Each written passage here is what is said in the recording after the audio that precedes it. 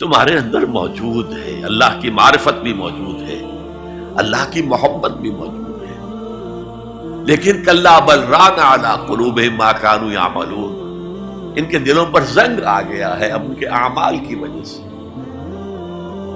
شیشہ جو ہے وہ زنگ آلود ہو گیا۔ حضور نے فرمایا ان هذه القلوب لتصدع كما يصدع الحديد اذا اصابه الماء، ان دلوں پر بھی زنگ آ جاتا ہے جیسے کہ لوہے کے اوپر پانی پڑتا رہے تو اس کو زنگ آ جاتا ہے۔ پوچھا گیا فما جلاؤھا یا رسول اللہ، اے اللہ کے رسول ہماری تلواروں کو زنگ لگتا ہے، ہم پالش کرتے ہیں، سیکل کرتے ہیں، وہ پھر چمک اٹھتی ہیں، تو دل پر اگر زنگ آ جائے تو اس کا علاج کیا ہے؟ دو چیزیں فرمائی، کثرت و ذکر الموت و تلاوت القرآن، دو کام کرو کثرت سے، موت کو یاد رکھو، یہاں رہنا نہیں ہے، جانا ہے، یہ ہمارا گھر نہیں ہے، یہ ہماری منزل نہیں ہے، ہمارا اصل گھر جو حضور نے فرمایا انما الدنیا خلقت لکم وانتم خلقتم للآخرہ، یہ دنیا تمہارے لیے بنائی گئی، تم آخرت کے لیے بنائے گئے ہو۔ اسی لیے حضور نے فرمایا کن فی الدنیا کانک غریب عابر السبیل، دنیا میں ایسے رہو جیسے راہ چلتے مسافر ہو یا اجنبی ہو۔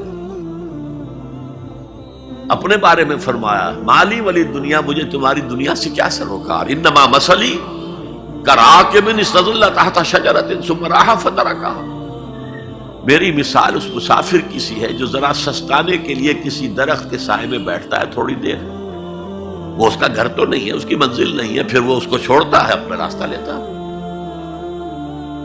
یہ اگر ہمارا تصور قائم ہو جائے، کلا انہا تذکرہ، اب اس کے بعد جو الفاظ آئے ہیں فی صحف مکرمۃ مرفوعۃ مطہرۃ بایدی سفرۃ کرام بررہ،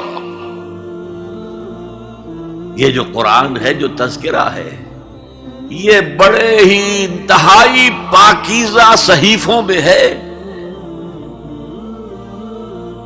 فی صحف مکرمۃ، بڑے باعزت، مرفوعۃ مطہرۃ، مرفوع بلند اور انتہائی پاک، بے ایدی سفرۃ، یہ کن کے ہاتھوں میں ہے؟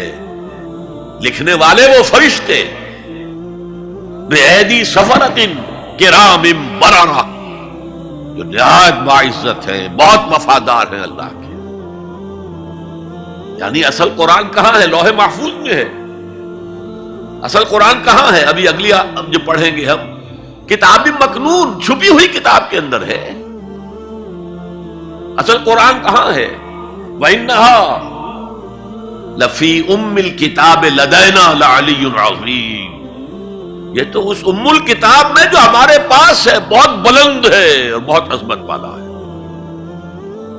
یہ 6 آیتیں ہو گئی، اب آئیے 8 آیتیں جو آپ نے سنی، بہت خوبصورت قرات تھی ماشاءاللہ۔ فلا اقسم بمواقع النجوم، یہ لا جب آتا ہے پہلے تو وہ مخاطب کی بات کی نفی کرنے کے لیے، اٹ از لائک دیٹ، یہ نفی ہے۔ لا اقسم بیوم القیامہ، تمہارے خیالات غلط ہیں، میں قیامت کی قسم کھاتا ہوں۔ تو فرمایا فلا اقسم بمواقع النجوم، وقع یقع کے کیا معنی ہے؟ اور یہ سورت کون سی؟ واقعہ، اذا وقعت الواقعہ، وقع گر جانا، پڑ جانا، یہ ستاروں کے ڈوبنے کی جگہ ہے۔ فلا اقسم بمواقع النجوم وانه لقسم لو تعلمون عظیم، اور اگر تم جانو تو یہ بہت بڑی قسم ہے جو ہم نے کھائی ہے۔ اس وقت کا انسان کیا سمجھتا کہ ستارے کہاں جاتے ہیں، کہاں غروب ہوتے ہیں، کہاں گرتے ہیں؟ آج ہمیں معلوم ہے۔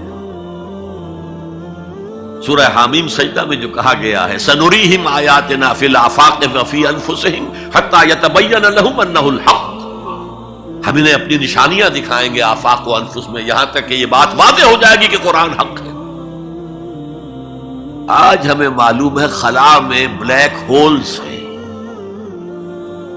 اور یہ بلیک ہولز بڑے بڑے ستاروں کے پچکنے سے، پچک جانے سے پیدا ہوئے.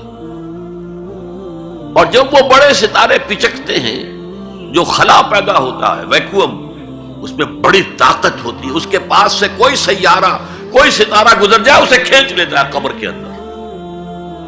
یہ بلیک ہولز کا تصور. اسی لیے اللہ نے اس وقت کے لوگوں کے لیے کیا کہا؟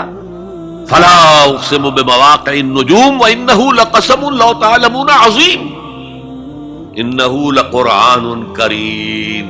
یہ بہت باعزت قرآن ہے. فی کتاب مکنون، ایک چھپی ہوئی کتاب میں ہے. لا یمسہ الا المطہرون، اسے چھو ہی نہیں سکتے مگر انتہائی پاک ہستیاں.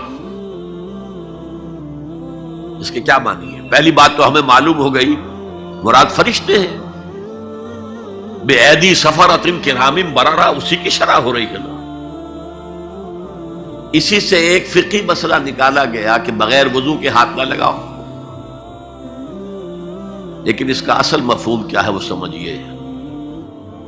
قرآن کی روح تک کوئی نہیں پہنچ سکتا جب تک کہ تزکیہ نفس نہ ہو گیا.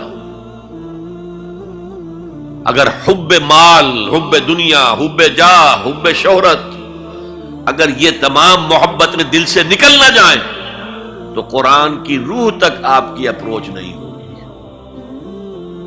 مولانا روم نے کہا ہے، اگرچہ ذرا میں سمجھتا ہوں کہ انہوں نے بہت سخت الفاظ استعمال کیے ہیں، ماز قرآن مغزہا برداشتے استخاں پیش سگا انداختے.